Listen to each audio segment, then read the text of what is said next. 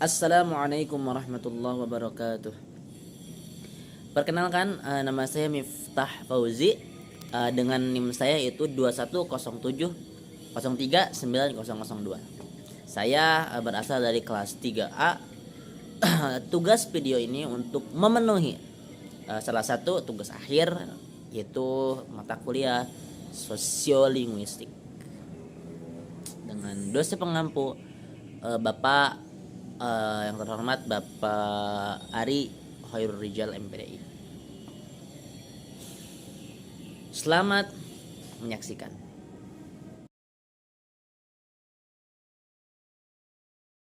Teman-teman semua, kelompok saya pada mata kuliah sosiolinguistik ini menjelaskan atau sedikit membahas tentang variasi bahasa dan jenis-jenis bahasa. Sebelum kita ke variasi bahasa atau ke jenis-jenis bahasa, tentu kita harus tahu bahasa itu apa. Bahasa itu apa sih? Nah, para ahli linguistik atau ahli bahasa sangat beragam menyimpulkan dalam pengertian mereka. Ada yang bilang bahasa itu satu kesatuan huruf-huruf yang disatukan menjadi kalimat-kalimat. Ada juga yang membunyikan lambang bunyi. Ada yang juga membunyikan bahasa itu ada juga menyebutkan bahasa itu suatu ungkapan transfer pikiran dari individu ke individu yang lain dan sebagainya, banyak sekali. Itu tergantung sebenarnya tergantung perspektif dari peneliti atau ahli sosiolinguistik tersebut. Maka saya pribadi menyimpulkan bahwa bahasa adalah, tadi saya mengambil bahasa adalah lambang bunyi. Jadi bahasa adalah lambang bunyi yang dipergunakan untuk mengutarakan apa yang ada di pikiran kita kepada lawan pembicara kita, tentunya entah itu satu orang, dua orang, ataupun 3 orang atau lebih. Itu menurut saya menarik kesimpulan setelah saya baca beberapa pendapat para ahli. Itu pengertian bahasa. Lalu variasi bahasa. Nah, kenapa bahasa ini bisa bervariasi? Kenapa bahasa ini bisa bervariasi? Tentu kita harus paham terhadap konsep variasi bahasa itu sendiri. Mengapa? Karena bahasa itu, jadi konsep variasi bahasa adalah bahasa itu tahu si penutur, kita selaku penutur bahasa. Konsep variasi bahasa itu adalah tahu kapan si bahasa itu harus dipergunakan. Jadi bahasa itu memiliki tempatnya masing-masing, proporsionalnya masing-masing.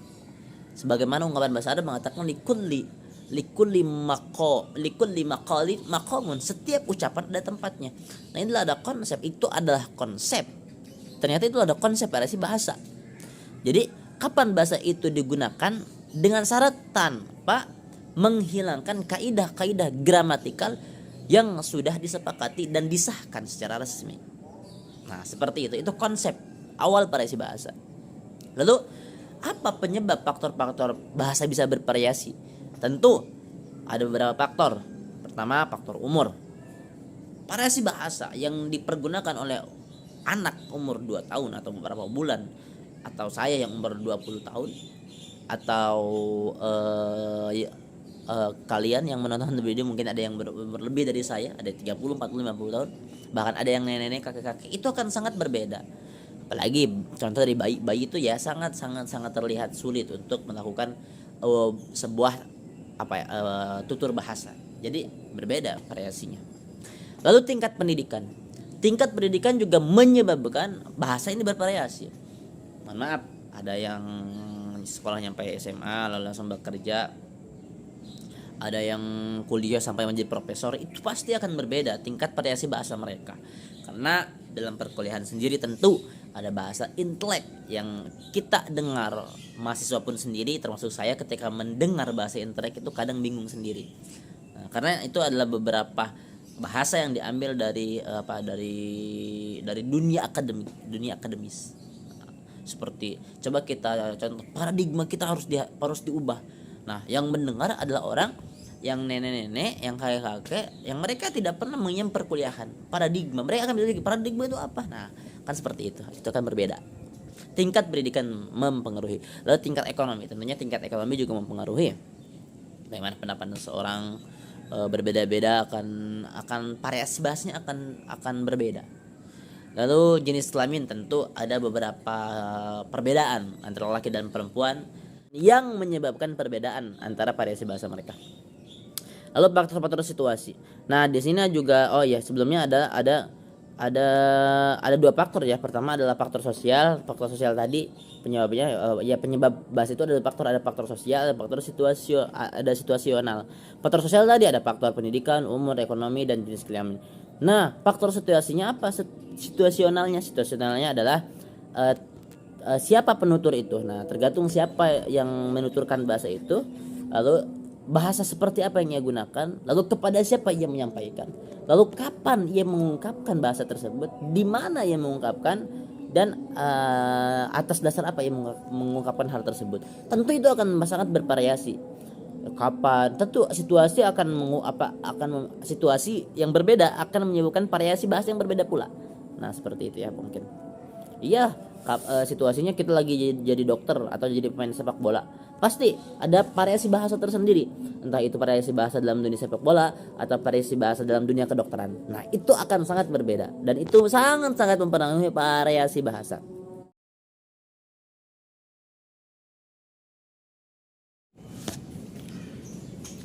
Dan kembali saya tegaskan bahwa variasi bahasa itu konsepnya adalah kapan bahasa itu dipergunakan, karena setiap bahasa punya tempat masing-masing. Itu konsep utama yang harus dipegang dalam pembahasan variasi bahasa. Lalu penyebab bahasa bervariasi, saya tadi sudah menyampaikan ada dua faktor besar, yaitu faktor sosial dan faktor situasional. Ya, faktor sosial seperti faktor pendidikan, perbedaan umur, ekonomi, ataupun jenis kelamin. Dan adapun faktor situasional yaitu penuturnya siapa, terus apa yang ia ucapkan, lalu kepada siapa lawan bicaranya, lalu kapan dia mengucapkan itu, kapan, di mana. Karena setiap tempat itu akan berbeda-beda, akan menuntut variasi bahasa yang berbeda. Contoh ketika acara pernikahan pasti semi formal. Contoh juga lagi nongkrong di jalan, pasti itu santai, keakraban, kesantaian yang digunakan. Itu ya atas dasar apa bahasa itu dikeluarkan, akan memiliki variasi. Nah, itu mungkin tentang variasi bahasa. Jadi tadi disebutkan ada dari segi penutur, pemakaian, terus dari segi sarana itu sendiri. Nah, mungkin seperti itu. Lalu bagaimana maksudnya? Ya maksudnya gini, sifat penutur ya bersifat, kalau bahasa dari segi penutur variasinya ya bersifat individual, yaitu tergantung siapa yang mengucapkan. Dokter kah, mahasiswa kah, atau guru kah, atau profesor kah, atau dosen kah, itu akan berbeda-beda, atau seorang tentara dan sebagainya. Terus juga dari segi pemakaian sendiri itu bidangnya pun sama, akan berbeda, termasuk mencangkup bidang-bidang profesi. Lalu segi keformalannya itu ada baku, resmi, ada bahasa usaha, santai, dan keakraban.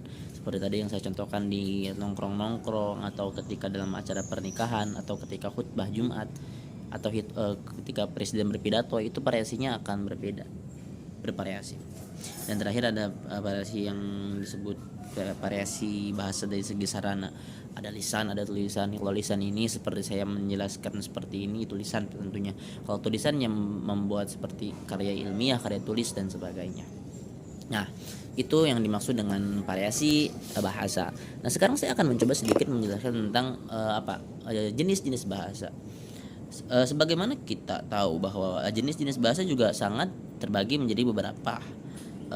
Ini tergantung perspektif segi apa yang diambil. Nah, ini saya umumnya saja. Ada ahli linguistik yang membedakan secara umum. Variasi bahasa itu adalah bahasa lisan, bahasa tulisan. Lisan ini ngomong, tulisan itu surat, karya ilmiah, dan sebagainya. Bahasa isyarat, bahasa yang dikhususkan oleh orang-orang yang kurang normal, dia tidak bisa menuturkan sebuah bahasa lalu dia menggunakan isyarat. Lalu bahasa batin yang tidak termasuk ya bahasa lisan dan bahasa tulisan. Itu bahasa batin beda lagi, yang datang dari hati. Kita sedih, nangis, nah itu ekspresi dari bahasa batin. Lalu terakhir bahasa pemrograman. Bahasa pemrograman adalah bahasa yang digunakan untuk memberikan perintah kepada komputer, kepada IT. Nah, itu berkembang seiring berjalannya teknologi informasi dan komunikasi. Nah, itu terus dari segi kultural, jenis-jenis bahasa, orang Sunda beda dengan orang Jawa, tentu. Orang Padang beda dengan orang Makassar, tentu. Saya orang Sunda, kalau saya bilang orang Sunda, saya ingin makan abdi bade neda, saya mau makan abdi bade neda. Nah, saya datang dari suatu tempat, saya datang dari pasar, abdi wangsul ti pasar, itu Sunda. Nah, itu jenis-jenis bahasa. Nah, mungkin seperti itu ya. Mungkin sekian penjelasan yang dapat kelompok kami sampaikan. Mohon maaf bila ada kekurangan, mohon dimaafkan. Billahi fisabilil haq fastabiqul khairah. Wassalamualaikum warahmatullahi wabarakatuh.